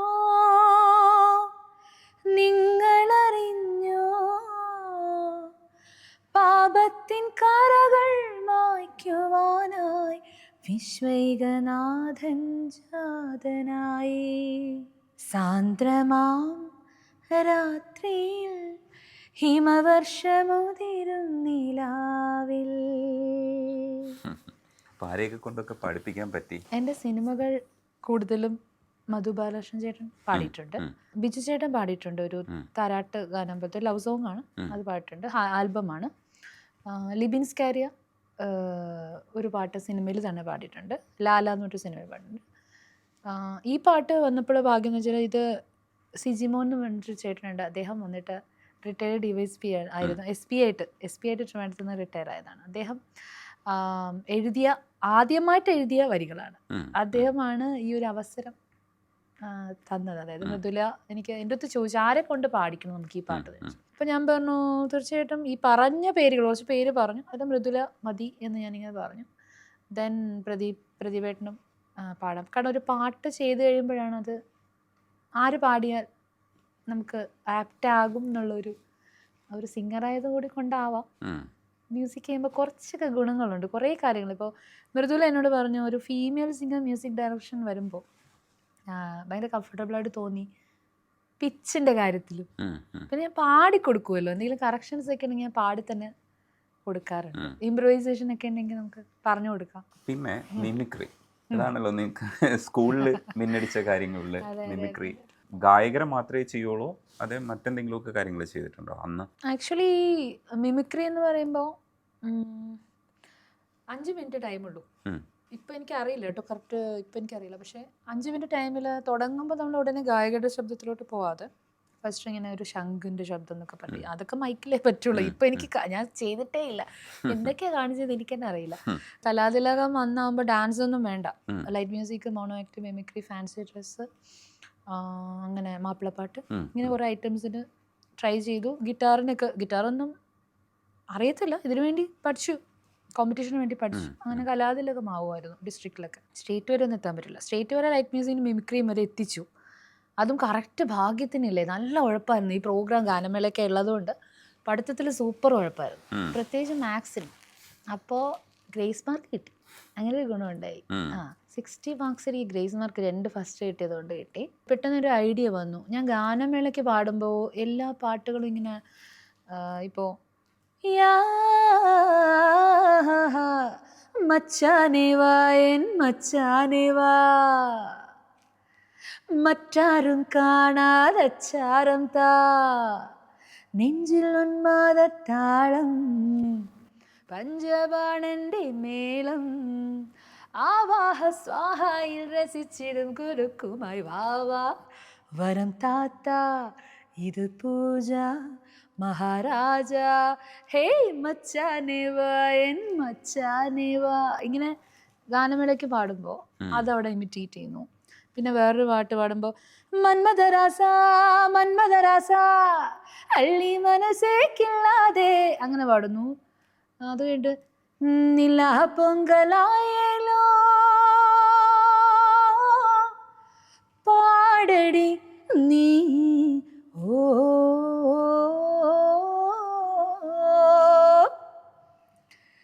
മഴക്കോളു കണ്ടാൽ മതിക്കുമീ നാട്ടിൽ, ഇടത്തോട് പോലും ഞാൻ, തണുപ്പോടുമാ നാട്ടിൽ നിങ്ങളും വായോ, ഓ ആ സമയത്ത് പാടിയിരുന്ന പാട്ടുള്ള സ്റ്റേജിൽ. അപ്പം ഇതൊക്കെ എടുത്ത് തന്നെ എന്തുകൊണ്ട് നമുക്ക് ഇത്ര പേരുടെ വോയിസ് ഇമിറ്റേറ്റ് ചെയ്യാം. അതിനോടൊപ്പം തന്നെ ആഡ് ചെയ്തു ഉജ്ജയിനിയിലെ ഗായിക ഉർവശി എന്നൊരു മാളവിക, ശില്പികൾ തീർത്ത കാളിദാസന്റെ കൽപ്രതിമയിൽ മാലയിട്ടു. പീലിലമ്മ തുമ്പപ്പൂ പെയ്യണ പൂനിലാവ്, ഏന നെഞ്ച് നിറയണ പൂങ്കിനാവ്, ഒത്തിരി നാള് നിനച്ചിരുമ ഏന് നീയെന്നും തേനൂറും പൂവാണമ്മ, ഏന് നീന്നും തേനൂറും പൂവാണെന്ന് ഇങ്ങനെ കുറച്ച് വോയിസ് ഒക്കെ ഇമിറ്റേറ്റ് ചെയ്തപ്പോൾ ഫസ്റ്റ് കിട്ടി. 5 മിനിറ്റിനുള്ളിൽ ഇതെല്ലാം കൂട്ടിയിട്ട് അപ്പോൾ അവർ പെട്ടത് ആ സമയത്ത് ഭാഗ്യം അങ്ങനെ. പക്ഷേ വോയിസ് ഇമിറ്റേറ്റ് ചെയ്യാൻ പറ്റുന്നത് തീർച്ചയായിട്ടും എനിക്ക് പിന്നീടുള്ള എൻ്റെ പാട്ടുകൾ ചെയ്യുമ്പോൾ ഫോക്ക് സോങ് ചെയ്യുമ്പോൾ അത് പാടാനും ഡബിങ് സോങ്സ് പാടുമ്പോഴൊക്കെ ഭയങ്കരമായിട്ട് ഉപകാരം ചെയ്തിരുന്നു. ഇപ്പോഴത്തെ കാലഘട്ടത്തിൽ ആരെങ്കിലും ഒക്കെ ഇമിറ്റേറ്റ് ചെയ്യുമോ? ഇപ്പോഴത്തെ അങ്ങനെ ഞാൻ കേട്ടപ്പോ ഇപ്പോ വൈക്കം വിജയലക്ഷ്മി അത് ഏകദേശം പി ലീലാമ്മയുടെ ഒക്കെ വോയിസ് തന്നെ നമുക്ക് പാടാൻ പറ്റുന്നത്. കാറ്റേ കാറ്റേ കാണാമരത്തില് പാട്ടും പാടി വന്നോ ഞാലിപ്പൂങ്കദളി വാഴക്കടന ആകെ തേൻ നിറഞ്ഞോ ആകെ തേൻ നിറഞ്ഞോ. ഈസിയാണ് അത്, അങ്ങനെ നമുക്ക് ഇമിറ്റേറ്റ് ചെയ്യാൻ പറ്റുന്ന. പിന്നെ അതുപോലെ എനിക്ക് ഭയങ്കര ഇഷ്ടമാണ് നമ്മുടെ ഒൻറാ രണ്ടാസൈകൾ എല്ലാം சொல்லவே ஒரு நாள் போதுமா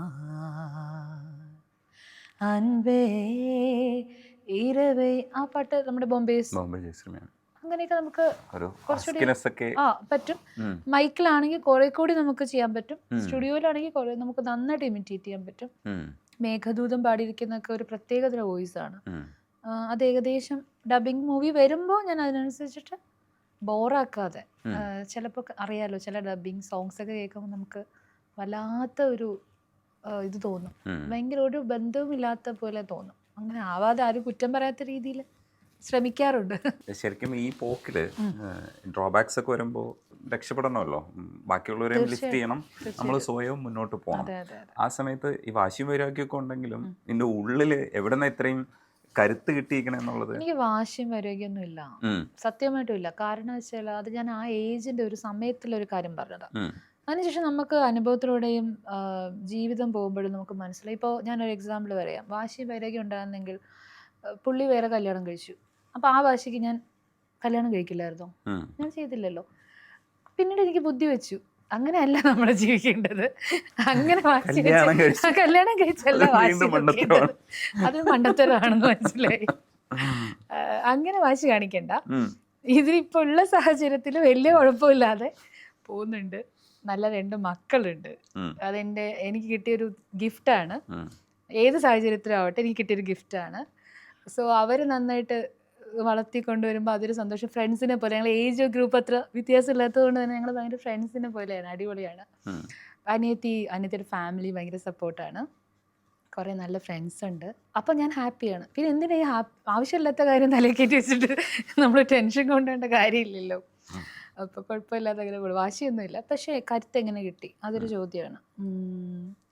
ദൈവവിശ്വാസിയാണോന്ന് എനിക്കറിയത്തില്ല. ഞാൻ ദൈവവിശ്വാസി അല്ലായിരിക്കും.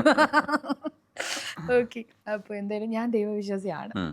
ചില ആൾക്കാർ പറയത്തില്ലേ, ചരട് കിട്ടുമ്പോൾ എന്തോ ഒരു ശക്തി ഇടുന്നു കിട്ടുന്നവർ തോന്നും എന്നുള്ള ഇതുപോലത്തെ ആ ഇത് എനിക്കില്ല കേട്ടോ, അങ്ങനത്തെ പരിപാടിയൊന്നും ഇല്ല. പക്ഷേ ദൈവവിശ്വാസിയാണ്. പോസിറ്റീവ് നെഗറ്റീവ് എന്തായാലും ഉണ്ട്. ഞാൻ ഇപ്പോൾ താങ്കളുടെ മുമ്പിൽ ഞാൻ ഇരിക്കുമ്പോൾ എനിക്ക് നല്ല പോസിറ്റീവ് ഒരു എനർജി കിട്ടുന്നുണ്ട്. ചില സ്ഥലത്ത് പോകുമ്പോൾ എനിക്കത് കിട്ടാറില്ല, ഓപ്പണായിട്ട് പറയാം. ചില വീടുകളിൽ കയറുമ്പോൾ കിട്ടാറില്ല, അവിടെ നിന്ന് എങ്ങനെയെങ്കിലും ഇറങ്ങി പോയാൽ മതി എന്ന്. അത് ഞാൻ വിശ്വസിക്കുന്നുണ്ട്, പോസിറ്റീവ് നെഗറ്റീവ്. അതിൽ ആ പോസിറ്റീവിനെ കൂടുതൽ നമ്മൾ അടുപ്പിക്കാൻ ശ്രമിക്കുക.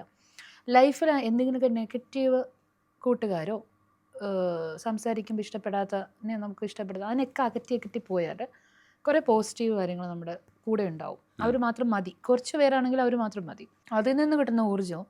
പക്ഷേ എനിക്ക് പിന്നെയും തോന്നാറുണ്ട്, ഞാൻ രാജ്പൂത്താണ്, മലയാളിയല്ല, രാജ്പൂത് ക്ഷത്രിയാണ്. അവിടെ നിന്ന് കിട്ടിയ കറേജ് ധൈര്യമാണോന്ന് അറിയത്തില്ല. എവിടെയെങ്കിലൊക്കെ ആ ഒരു ഝാൻസി റാണിയുടെയോ റാണി ലക്ഷ്മിബായിയുടെ ഒക്കെ ഇത് കിടക്കുന്നുണ്ടാവാം. മേ ബി അങ്ങനെ വിശ്വസിക്കുന്ന ഒരു കരുത്തല്ലേ, അവരുടെ ഒരു ഇത് കിട്ടുന്നു എനിക്കൊരു കരുത്തല്ലേ. നമ്മൾ എന്തിനാ ഇപ്പോൾ കരഞ്ഞു കാണിച്ചിട്ടോ നമ്മുടെ സെന്റിമെന്റ്സ് പബ്ലിക്കിനെ കാണിച്ചിട്ടോ എന്താ ഇപ്പൊ കിട്ടുക? ഒന്നും കിട്ടില്ല.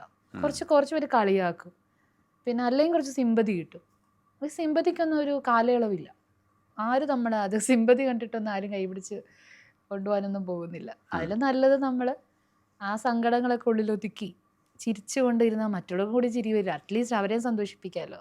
ഞാനിവിടെ വന്നിരുന്നു ഇപ്പോൾ കരഞ്ഞ എന്ത് ബോറായിരിക്കും അല്ലേ? ഇപ്പൊ പറഞ്ഞ കഥയൊക്കെ ഞാൻ വേറെ രീതിയിൽ കരഞ്ഞോണ്ട് പറഞ്ഞാൽ എന്തൊരു ബോറായിരിക്കും. അതിനിടയിൽ ഒരു കാര്യം ചോദിക്കാൻ പറ്റും, ഈ ഹിന്ദി വാല എങ്ങനെയാ ഇവിടെ മലയാളി വാല ആയത്? അത് എങ്ങനെ എൻ്റെ എൻ്റെ പൂർവികരോട് ചോദിക്കേണ്ടി വരും ആ ചോദ്യം. പക്ഷെ എന്നാലും ഞാൻ അന്വേഷിക്കാനൊക്കെ നോക്കി എങ്ങനെയെന്നുള്ളത്.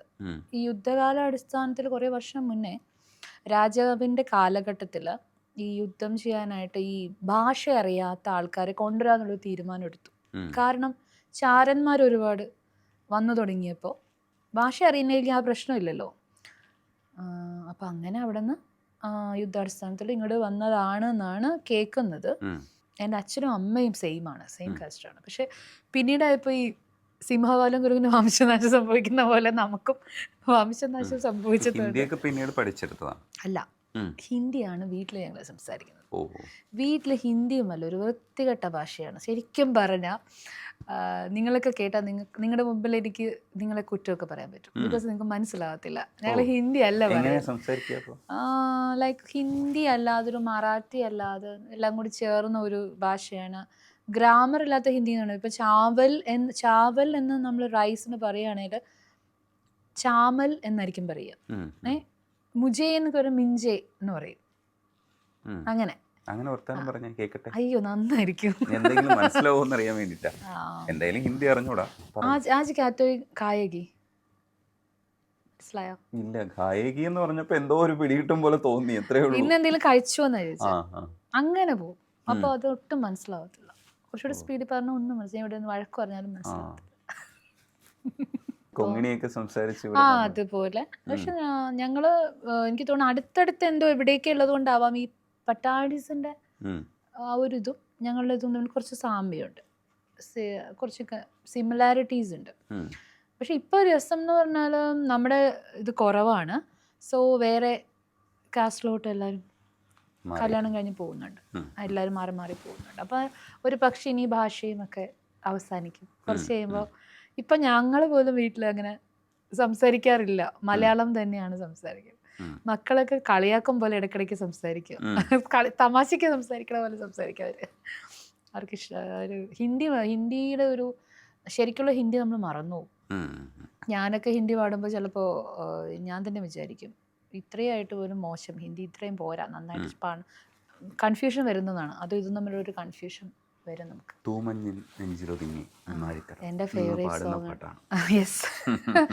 തേനോലും സാന്ത്വനമായി ആലോലം കാറ്റ്, സന്ധ്യാരാഗവും തീരവും വേർപിരിയും വേളയിൽ എന്തിനിന്നും വന്നു നീ പൂന്തിങ്കളേ, തൂമഞ്ഞിൻ നെഞ്ചിലൊതുങ്ങി മുന്നാഴി കനവ്, പൂത്തു നിന്ന കടമ്പിലെ പുഞ്ചിരിപ്പൂമൊട്ടുകൾ ആരാമപ്പന്തലിൽ വീണുപോയെന്നോ, മധുരമില്ലാതെ നെയ്ത്തിരി നാളമില്ലാതെ സ്വർണ്ണമാനുകളും പാടും കിളിയുമില്ലാതെ നീ നേകനായി എന്തിനിൻ മുന്നിൽ വന്നു, പനിനീർമണം തൂകുമെൻ തിങ്കളേ, തൂമഞ്ഞിൻ നെഞ്ചിലൊതുങ്ങി മുന്നാഴി കനവ്, തേനോലം സാന്ത്വനമായി ആലോലം കാറ്റ്. അവാർഡുകൾ കുറച്ച് നേടിയിട്ടുണ്ട്, അതൊന്ന് പറയൂ. അവാർഡ് എനിക്ക് കിട്ടിയ ഏറ്റവും വലിയ അവാർഡ് എന്ന് പറയുന്നത് കമറ ഫൗണ്ടേഷൻ അവാർഡാണ്. ഒട്ടും പ്രതീക്ഷയില്ല. അന്നത്തെ VK നാരായണൻ സാറിൻ്റെ മുമ്പിലും രാഷ്ട്രപതി അദ്ദേഹത്തിൻ്റെ മുമ്പിലും KR നാരായണൻ സാറിൻ്റെ മുമ്പിലൊക്കെ അത് വാങ്ങാൻ പറ്റുക എന്നുള്ളത് വലിയൊരു സന്തോഷമായിരുന്നു.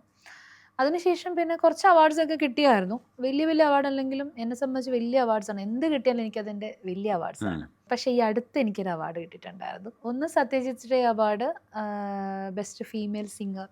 ഞാൻ മലൈപ്പൊതി എന്ന് പറയുന്ന സിനിമയിലെ കാർത്തിക നാളില മൺചിരാതിൽ നേർത്ത തിരിയായി നീ തെളിഞ്ഞു പാട്ടുണ്ട്. അത് നിഴല് പോലെ കാത്തിടാം ഞാൻ എഴുതിയ പാട്ടാണ്. ഇത് ഞാൻ തന്നെ പാടിയ ഒരു പാട്ടാണ്. അതിന് ബെസ്റ്റ് മ്യൂസിക് ഡയറക്ഷനുള്ള അവാർഡ്. അതുപോലെ വലിയൊരു അവാർഡ് എന്നെ സംബന്ധിച്ച് ഞാൻ ഏറ്റവും ഇഷ്ടപ്പെടുന്ന നിദ്ര എന്നൊരു സിനിമയിൽ കോടു മാറിപ്പോകും നോവ് കൊണ്ട് പൈങ്കിളി ഒരു പാട്ട് ഞാൻ പാടിയിട്ടുണ്ട്. അതിൽ ശലഭമഴ പെയ്യും എന്ന് പറഞ്ഞിട്ട് ശ്രേയാജി പാട്ടുണ്ടാകും. ഞങ്ങൾ അന്ന് കണ്ടിട്ടുണ്ടായിരുന്നു. പക്ഷേ ഒരിക്കലും ഞാൻ പ്രതീക്ഷിച്ചില്ല ഹംഗാമ ഇന്ത്യൻ ഇൻഡിപെൻഡൻ്റ് അവാർഡ് എന്ന് പറയുന്നത് നോൺ ഫിലിമി വരുന്ന കാറ്റഗറിയിൽ വരുന്ന അവാർഡ്സാണ്. അപ്പോൾ അതിൽ എനിക്ക് നോമിനേഷൻ ആകാശ് പ്രകാശ് എന്ന് പറഞ്ഞിട്ടൊരു ഗ്രൂപ്പിൻ്റെ കരളിൽ കൂടുമേഞ്ഞു കാത്തിരുന്നു നിന്നെ കനവിൽ കാവലായി കൂടെ വന്നു പൊന്നെ. അത് ഞാൻ തന്നെ എഴുതി, ഞാൻ തന്നെ കമ്പോസ് ചെയ്ത്, ഞാൻ തന്നെ പാടിയ പാട്ടാണ്. നോമിനേഷനിൽ പോയപ്പോൾ ഇന്ത്യയിൽ ഓൾ ഇന്ത്യയിൽ നാഷണൽ ലെവലാണ്. അതിൽ കാറ്റഗറിയിൽ ശ്രേയ ഘോഷാൽ, വേറെ തമിഴിലെ ഒരു സിംഗർ, കന്നഡ, തെലുങ്ക്, മലയാളത്തിൽ എനിക്കാണ് വന്നത് പേര്. അപ്പം എനിക്കൊരു ആഗ്രഹം, എന്തായാലും പോകണം, വെറുതെ പോകാം. പക്ഷെ അവിടെ ചെന്നപ്പോഴോ ഞാൻ ഏറ്റവും ഇഷ്ടപ്പെടുന്ന പോപ്പ് സിംഗർ, പണ്ട് ആരാധിച്ചിരുന്ന പാട്ടൊക്കെ പാടുമ്പോൾ സുബി പാടുന്ന പോലെ തന്നെ കേസരിയായ രൂപമാരെ ഒരു പാട്ടൊക്കെ പാടിയ സുനിത റാവു മാമിനെ കാണുന്നു. സ്റ്റേജിൽ നമ്മുടെ വിശാൽ ശേഖർ മ്യൂസിക് ഡയറക്ഷൻ, അതിൽ വിശാൽ ശേഖർജിയുണ്ട്. അവാർഡ് പറഞ്ഞു, ഓരോ കാറ്റഗറി പറഞ്ഞു പോയപ്പോൾ ബെസ്റ്റ് ഫീമെയിൽ സിംഗർ കാറ്റഗറി പറഞ്ഞപ്പോൾ ശ്രേയ ഘോഷൽ എന്നാണ് അവാർഡ്. ഞാൻ വീട്ടിലേക്ക് മെസ്സേജ് കൊടുത്തു. ആസ് യൂഷ്വൽ ഞാൻ വിചാരിച്ച പോലെ തന്നെ. അവിടെ ചെറിയൊരു സെക്കൻഡ് എല്ലാവരും കൂടി നിന്നിട്ട് പറഞ്ഞു ഒരു അവാർഡും കൊണ്ടുണ്ട്, ഈ കാറ്റഗറി മാത്രം ഒരു അവാർഡ് കൂടി ഉണ്ട് പറഞ്ഞിട്ട്. അത് ഞാനായിരുന്നു. എൻ്റെ പേര് ഞാൻ ശരിക്കും പറയട്ടെ, ഞാൻ നേരത്തെ കരഞ്ഞിട്ടില്ല എന്നൊക്കെ പറഞ്ഞില്ല, പക്ഷെ ഇത് സന്തോഷം കൊണ്ട് ഞാൻ കരഞ്ഞായിരുന്നു. എൻ്റെ സങ്കടങ്ങൾക്ക് അല്ലെങ്കിൽ ഒരു കിട്ടിയൊരു വലിയൊരു അംഗീകാരമായിട്ട് എനിക്ക് ശ്രേയാജിയുടെ കൂടെ ഒരു സെയിം ഇതിൽ അവാർഡ് കിട്ടിയതിൽ എനിക്ക് ഒരുപാട് സന്തോഷം. പക്ഷെ എന്തുകൊണ്ടോ നമ്മളിവിടുത്തെ ആൾക്കാർക്ക് ഒരു അംഗീകരിക്കുന്ന കാര്യത്തിൽ കുറച്ച് പുറകിലോട്ടാണോ എന്ന് എനിക്ക് തോന്നിയിട്ടുണ്ട്. വിഷമമുണ്ട് എനിക്കതിൽ. ഞാൻ അതൊരു സങ്കടത്തോടുകൂടി പറയുകയാണ്. നാഷണൽ ലെവൽ പോലത്തെ ഒരു അവാർഡാണ് അതൊന്ന്. രണ്ട് ഇങ്ങനെ ഒരു അവാർഡ് മേടിച്ചിട്ട് വന്നിട്ടും എന്നെ റിസീവ് ചെയ്യാൻ അല്ലെങ്കിൽ അങ്ങനെ കാര്യത്തിന് പിന്നെ ഇൻ്റർവ്യൂ ചെയ്യാനൊന്നും അങ്ങനെയൊന്നും ആരും ആ സമയത്ത് ഉണ്ടായിരുന്നില്ല. എൻ്റെ വീട്ടിൽ നിന്ന് ആൾക്കാർ മാത്രം ബൊക്കെയൊക്കെ കൊണ്ടുവന്ന് എന്നെ താങ്ക് യു സോ മച്ച്. അപ്പോൾ അങ്ങനെ ഒരു സന്തോഷമുണ്ട് എനിക്ക്. പിന്നെ വലിയ വലിയ അവാർഡൊന്നും കിട്ടിയില്ലെങ്കിലും ഇതുപോലെ ഇപ്പോൾ ഉള്ള ഈ ഒരു സന്തോഷം, ഇതുപോലെ വർക്കുകൾ, സംഗീതം എന്നെ വിട്ടു പോകാതെ മ്യൂസിക് ഡയറക്ഷനും ഒക്കെ ആയിട്ട് ഇങ്ങനെ പോയാൽ മതി. അതിൽ ഞാൻ വലിയ സന്തോഷമാണ് എനിക്ക്. എല്ലാവരുടെയും സ്നേഹം, പാട്ട് അംഗീകരിച്ചാൽ മതി. എന്തെങ്കിലും ഈ ഒരു ഇൻ്റർവ്യൂയിലൂടെയെങ്കിലും ഞാൻ പാടിയ പാട്ടുകൾ ആൾക്കാർ തിരിച്ചറിഞ്ഞിട്ട് എല്ലാവരും ഒന്ന് ജസ്റ്റ് കൊള്ളാമോ കൊള്ളില്ലേ എന്നുള്ളൊരിത് ഓപ്പണായിട്ട് ഒന്ന് അംഗീകരിച്ചാൽ അത് തന്നെയാണ് ഏറ്റവും വലിയ അവാർഡ് ഒരു സിംഗറിനെ സംബന്ധിച്ച്. നിങ്ങൾ അംഗീകരിച്ചിരിക്കുന്നു. Thank you so much. ഞാൻ ഓർക്കുകയായിരുന്നു, ശരിക്കും 18 വയസ്സിൽ കല്യാണം കഴിച്ച് 23 വയസ്സിൽ ഡിവോഴ്സായിട്ട് ബ്രോക്കൺ ആയി പോവാതെ ഇപ്പോഴും ജീവിതത്തെ ഇങ്ങനെ വളരെ ശക്തമായിട്ട് കയ്യിൽ പിടിച്ച് കൊണ്ട് നടക്കുകയും നയിക്കുകയൊക്കെ ചെയ്യുന്ന ഒരു കുടുംബിനിയായിട്ട് നടക്കാൻ കഴിയുന്നതിൻ്റെ ഒരു സന്തോഷമുണ്ടല്ലോ, അത് നിങ്ങളെ കാണുമ്പോൾ ഉണ്ട്. ആ ഒരു കരുത്ത് അങ്ങനെ തന്നെ തുടരട്ടെ എന്നാണ്. സിനിമകൾ ഒരുപാട് വരും, പാട്ടും വരും, എല്ലാം നമുക്ക് തിരിച്ചു പിടിക്കണം. ഇപ്പോൾ മ്യൂസിക്കിനെ ഇങ്ങനെ കൂടെ കൊണ്ട് നടക്കുന്നത് കൊണ്ട് തന്നെ തീർച്ചയായിട്ടും അതൊക്കെ വഴിയേ വരുമെന്നാണ് ഞാനും വിശ്വസിക്കുന്നത്. നേടിയെടുക്കണം. നന്ദിയുണ്ട് സംസാരിക്കാൻ. Thank you so much. WhatsApp വഴി ഇംഗ്ലീഷ് പഠിക്കാൻ ഇംഗ്ലീഷ് കഫേ ഉള്ളപ്പോൾ ഇംഗ്ലീഷ് ഒരു വിഷയമേ അല്ല. English cafe presents you the perfect English. English cafe, we present you the perfect English. WhatsApp now 9633 888 575.